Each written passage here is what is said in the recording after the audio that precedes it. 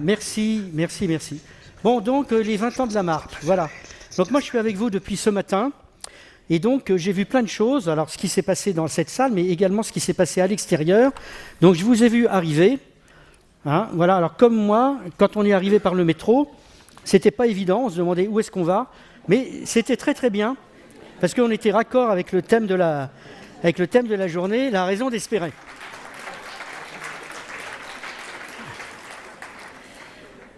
Donc en fin de compte, dès qu'on arrive devant le gros bâtiment noir, où il y a plein de gens avec des badges qui bossent, qui sont à la BNP, je crois, ou je sais pas quoi, on passe derrière et on arrive à la marque. Mais là, tout de suite, on a su qu'on était à la marque parce qu'il y avait des hôtesses d'accueil.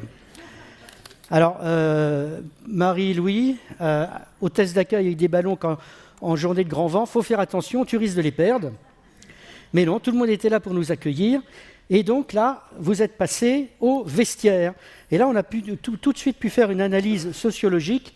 On sent les gens qui ont pris leur journée.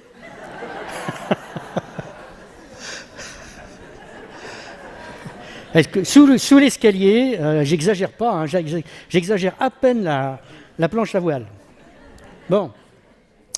Alors, moi, j'ai quand même fait aujourd'hui, pour savoir qui on est, hein, dans ce monde blessé, comme l'a si bien dit Frédéric, il faut revenir aux fondamentaux. Donc, qui est la marque?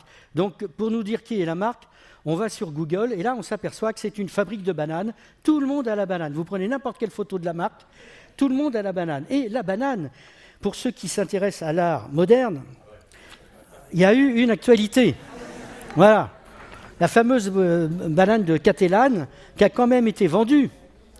Alors, moi, ça peut faire des boutons, surtout après le témoignage de Frédéric Bedos, là. Plus de 6 millions d'euros. C'est incroyable. Comme quoi, il y a de l'argent qui se volatilise, on ne sait pas comment. Mais cette banane, loin de la marque, elle nous ramène quand même à l'utilité de la marque. Parce que voilà.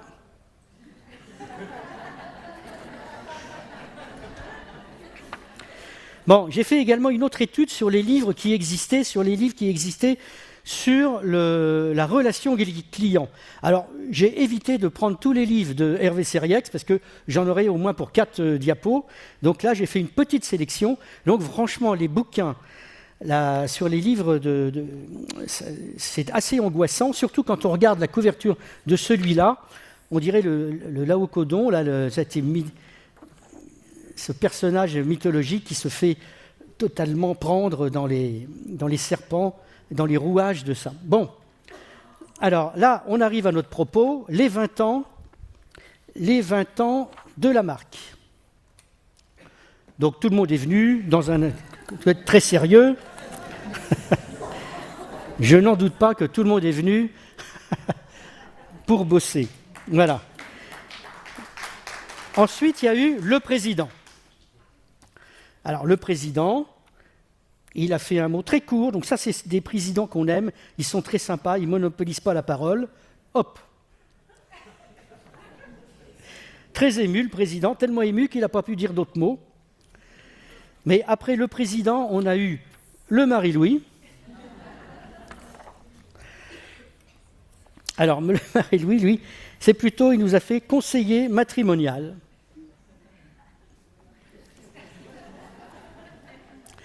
Ah, je n'ai pas corrigé mon petit X. Et tout de suite après, donc, on est passé à un économiste, mais pas n'importe quel économiste, un économiste optimiste. Alors là, on en a eu de belles. On en a une belle. Je vous laisse. Voilà ce que m'a inspiré M. Gomez. Mais au moins, c'était clair. Parce que souvent, les économistes, on ne les comprend pas.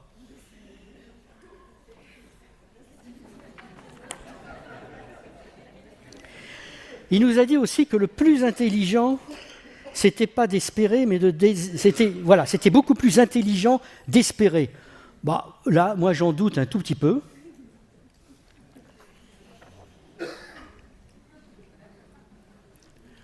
Il est subtil celui-là, c'est pour ceux qui ont écouté. Hein. Il nous a parlé aussi des insomniaques.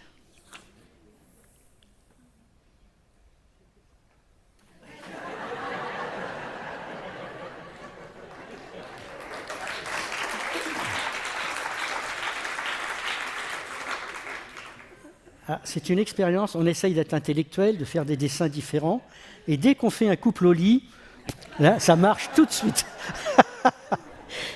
Donc, je vois pas pourquoi je me décarcasse, donc voilà. Donc je vous en refais, je sais pas, je pense que j'en ai un autre, un couple au lit, mais je sais plus. Je me suis dit, bon, c'est des intellos, je vais pas en mettre. Bon. Bon, alors, donc, il est pessimiste, il a quand même avoué qu'il était pessimiste. Alors là, faut vrai. Alors, j'ai pas suivi l'actualité. Hein. Aujourd'hui, j'étais là dans la marmite. Voilà. Mais quand même, il nous a donné un scoop, hein, parce que vraiment, là, on savait pas. On savait pas du tout ce qu'il vient de nous dire, là. Personne ne savait que l'avenir était incertain. Heureusement qu'il y a des économistes pour nous remettre dans le droit chemin. Que le jour où je trouve un avenir certain, voilà.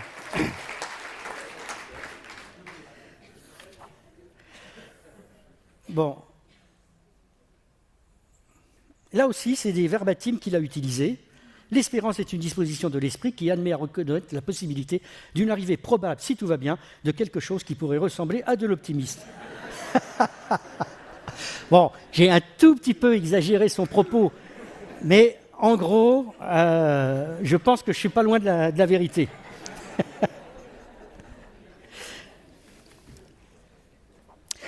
Donc, après l'économiste optimiste, on a eu le patron c'est qui? Alors, lui, alors là, j'ai fait une étude, là aussi, une étude d'image sur Google. Alors, quand vous cliquez Nicolas Chaban, alors il y a beaucoup d'images. Alors, au début, on le voit vraiment, hein, imberbe, avec la barbe et tout. Et petit à petit, il y a de plus en plus, il est envahi, envahi par sa découverte, hein, par son pack bleu. Et regardez ce qui se passe. On le voit de moins en moins. On le voit de moins en moins. Il disparaît sous son projet à tel point que... Voilà. Bon, alors celle-ci, je l'ai un tout petit peu bidonnée, mais toutes les précédentes, elles étaient vraies. Mais cela dit, une fois qu'on l'a entendu, franchement, la photo, elle n'est pas loin de la réalité. Il est vraiment en empathie totale. Hein, voilà. Alors, il y a une petite photo qui me fait marrer. On voit celle-là, là, sur Internet, hein, sur Scoop. Alors moi, j'aimerais bien savoir la photo quand il écarte les bras. Qu'est-ce que ça donne? Bon, enfin, voilà. Donc, c'est qui le patron? J'en remets ce petit dessin parce que je le trouve rigolo. Voilà. Alors lui, franchement, son bébé, hein, c'est la brique de lait.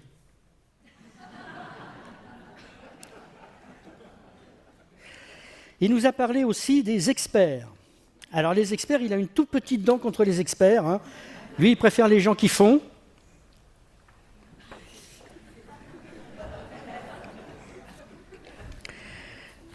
Alors je me suis laissé aller à un mauvais jeu de mots, mais comme il y a M. Détry et Seriax dans l'assistance, je me suis dit, bon, je peux y aller.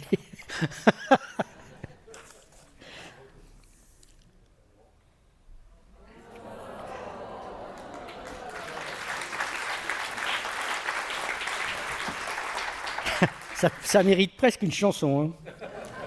Hein. Bon, alors, il nous a dit que son produit, c'était sans dividende. Alors, j'ai un petit doute sur l'orthographe de garantie. Ça s'écrit bien comme ça? Ouais. Bon, très bien. Et donc, après, il y a eu un petit moment d'échange, hein, parce qu'en fin de compte, Nicolas Chaban, il est pistonné, c'est le seul intervenant qui a eu le droit de s'asseoir avec Marie-Louis. Tous les autres, ils étaient condamnés à être debout dans un monde blessé. Et voilà, et à causer. Donc lui, il était pistonné, il a causé, mais il était tellement à l'aise qu'il oubliait ses questions.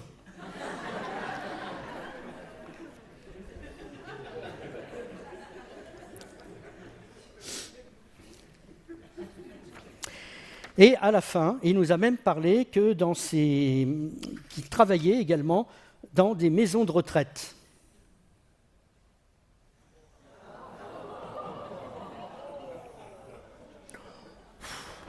Un petit peu quand même. Soyons réalistes. Bon, alors, la pause. Tadam, la pause. Une pause bien utile, bien utile. Alors là, vous allez voir que je vais être compatissant. Parce que là, je vous ai fait quelques dessins d'observation pendant la pause. Ce qui prouve que pendant la pause, moi, je n'ai pas posé. Parce que je vous ferai remarquer que depuis que vous êtes arrivés, vous avez fait la queue au vestiaire. Vous avez fait la queue au café. Les hommes n'ont pas fait la queue pour aller pisser. Par contre, et voilà, la grande solidarité féminine. Et ça, voilà, quelques dessins d'observation que j'ai faits. Et donc, je n'ai pas été aux toilettes pendant ce temps-là. Alors ensuite, nous avons eu le Serial Seriex. Très très bien. Alors le Serial Seriex, donc il devait nous donner le mode d'emploi de l'espérance. C'est quand même 87 ans qu'il le cherche. 87 ans. Alors au début, j'ai fait un dessin que j'ai envoyé à l'équipe de la marque. Et puis, voilà le gentil mot qu'ils m'ont envoyé. Là, je cafte. Voilà. Bonjour Gaz, j'espère que vous allez bien. L'équipe est vraiment ravie pour vos dessins. Ils sont vraiment trop top. Pas besoin de modification de notre côté. À part faire une petite retouche pour le personnage à effacer, en lui rajoutant un peu plus de cheveux et moins de rides. Comme quoi, vous êtes vachement sympa. Donc, moi, j'ai fait un dessin. Je me suis dit, bon, ça y est, monsieur Seriac. Espérance, mode d'emploi. Puis je me suis dit, non.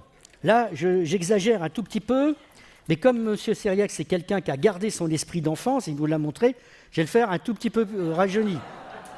Voilà.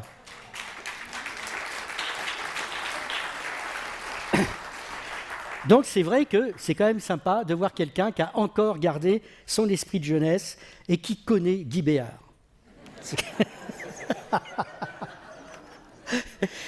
Et alors, je suis très content parce que je pensais être le seul à avoir un disque de Guy Béard chez moi, mais non. Voilà. Par contre, je compatis pour Madame Seriex, 47 ans de mariage, avec un... Comment ? Alors 62. Alors, dingue. Alors, vraiment, je compatis vraiment beaucoup. Voilà, avec un Guy Béard à la maison.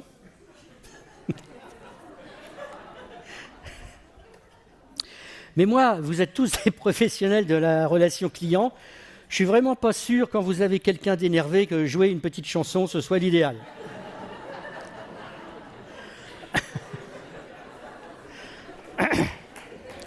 Bon, en fin de compte, le mode d'emploi de M. Seriac, c'est pas compliqué. Tu lis un livre de Seriac, tu as le choix. Tu achètes du lait chez C'est qui le patron, tu t'engages avec Frédéric, et surtout...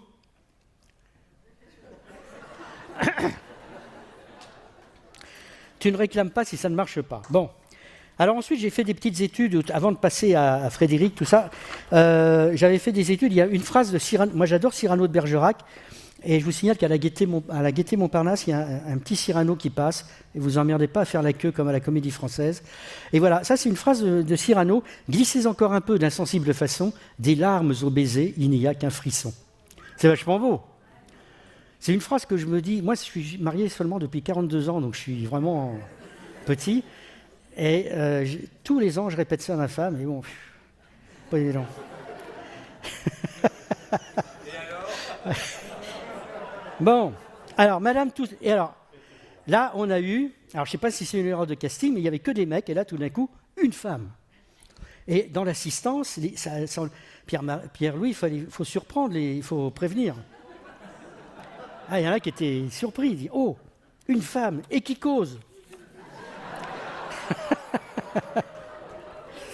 Ah non, mais attendez, au contraire, je vous défends, au contraire, je plaide pour vous. Je constate qu'il n'y a pas eu assez de présence féminine sur ce plateau. Voilà. Mais bon, c'est connu que les hommes ont une part féminine tellement grande que bon... Alors, il y en a un il y a Hervé qui a essayé de revenir dans la course.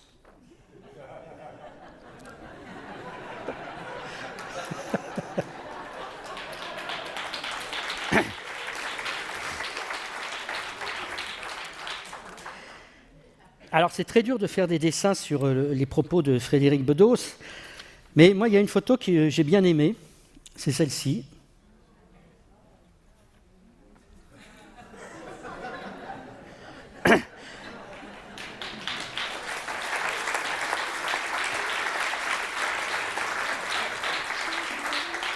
Alors, je suis obligé quand même de dessiner assez vite et j'ai oublié de mettre « Arrête de dire des bêtises, chérie ». Mais je le pense très fortement. Alors, en plus, Frédéric Bedos nous a dit qu'il ne fallait pas oublier de s'émerveiller.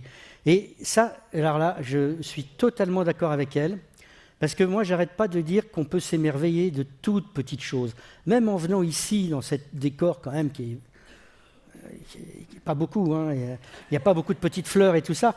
Mais là, tout à l'heure, en venant, dans la matinée, j'ai vu plein de gamins, j'aurais dû vous mettre la photo, avec tous des casques orange et qui regardaient une pelleteuse faire le chemin. Et j'ai trouvé ça vachement beau. Ils n'ont pas de fleurs, ils n'ont pas de soleil, ils n'ont rien. Donc l'école les emmène voir une pelleteuse. Je trouve ça dingue, non ? Et alors, autre confidence, puis après on va aller boire un coup quand même. Je suis grand-père et là mon petit Oscar, qui est quand même le plus beau petit-fils du monde. Le premier mot qu'il a dit, c'est tractopelle. Il n'a pas dit papa et maman, c'est tractopelle. Tractopelle. Il est mal barré. Hein. Bon. Et alors, donc, une très belle phrase aussi de Frédéric Bedos. Voilà, là, je n'ai rien à dire. Quelle est la saveur de la vie ? Effectivement, on peut tous se poser sur cette question. Et donc, Frédéric Bedos, elle illuminait cet espace. Et pendant ce temps-là, depuis 2 heures du matin, il y en avait un qui était là, tranquille.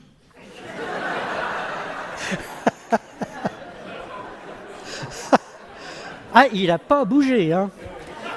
Il n'a pas bougé. Il y avait plein de petites assistantes avec le truc, voilà. Mais le Marie-Louis, j'ai mon fauteuil, des fois comme le pic, j'en bouge pas, voilà. Mais bravo, c'est comme ça que c'est le management.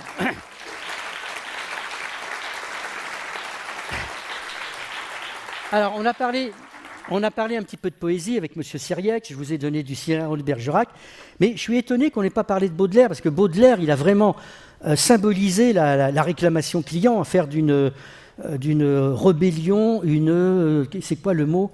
Une opportunité, je ne sais pas quoi, mais c'est quand même notre ami Charles qui le premier à dire que tu m'as donné ta boue, je t'en ferai, et j'en fais de l'or. Il a vraiment tout piqué déjà à Lamarck. Alors, je vous avais dit que j'avais un autre petit dessin d'un couple au lit. Bah alors, je vais le mettre, puisque ça a l'air de vous plaire. Hein. Parce que là, Baudelaire et Cyrano, c'était moyen, mais alors ça...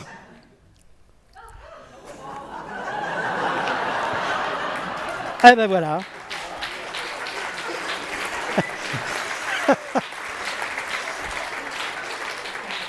Eh ben voilà, chasser le naturel, il revient au galop. Bon, allez, je vais pas... Ah, vous vouliez le prendre en photo ? Ah.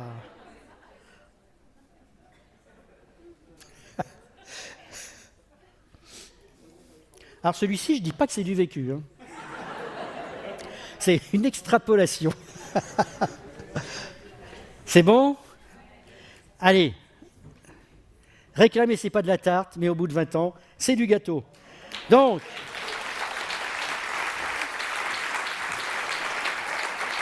Le cocktail est ouvert.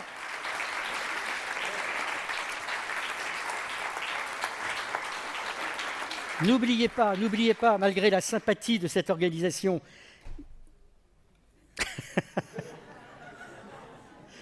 et je vous souhaite à tous une très bonne soirée. Merci.